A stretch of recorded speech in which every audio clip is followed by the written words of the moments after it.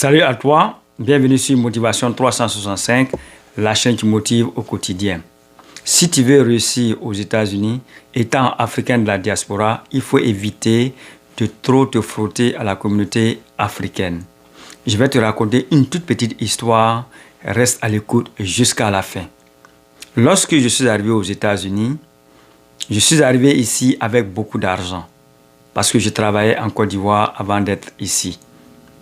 Et avant de quitter le pays, j'ai fait un plan de 6 mois. C'est-à-dire qu'arrivé aux États-Unis, pendant 6 mois, même si je ne travaille pas, je dois pouvoir vivre sans toutefois m'inquiéter.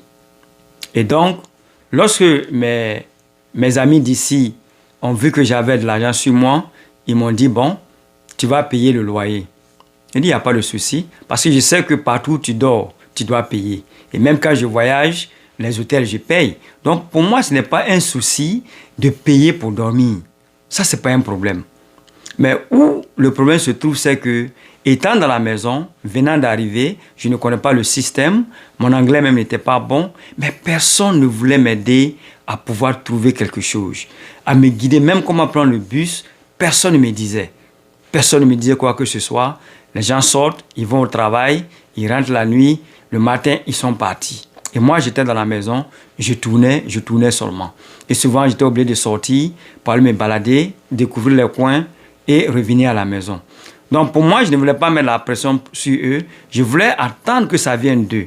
Puisque c'est eux qui m'ont hébergé, c'est eux qui connaissent le système et c'est eux qui, quand même, pouvaient me donner les informations, m'ouvrir le chemin pour pouvoir trouver quelque chose par rapport à leur connexion.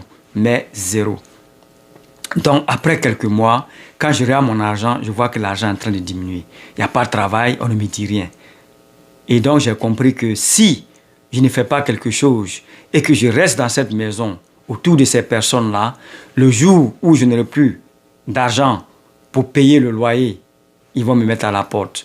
Et je ne veux pas me retrouver dans les rues. Ici, je ne connais personne. Qu'est-ce que j'allais faire? Donc, j'ai commencé à réfléchir de façon créative. Et même un moment, j'ai appelé pour dire que bon, voilà, moi je pense que je dois rentrer parce que je vois que je suis dans une situation où personne ne m'aide, je ne sais même pas quoi faire et je suis là, mon argent en train de finir, donc j'ai décidé de rentrer. Et les gens m'ont dit non, il ne faut pas rentrer, il faut essayer de temporiser un peu pour voir ce qui va se passer. Et c'est comme ça que j'ai appelé un de mes amis à Abidjan qui m'a dit ok, j'ai un autre gars dans un état quelque part, je vais le contacter, lui peut-être il peut t'aider. Et ce gars-là, ce n'est pas un Africain. Il m'a aidé